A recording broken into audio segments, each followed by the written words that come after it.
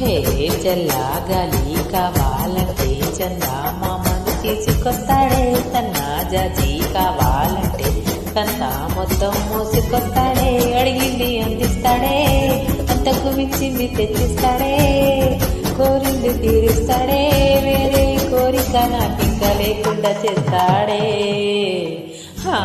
అద్దం ముందు నిలబడి అబద్ధం చెప్పలేనే, నా అద్దం అంటే నువ్వే మరి.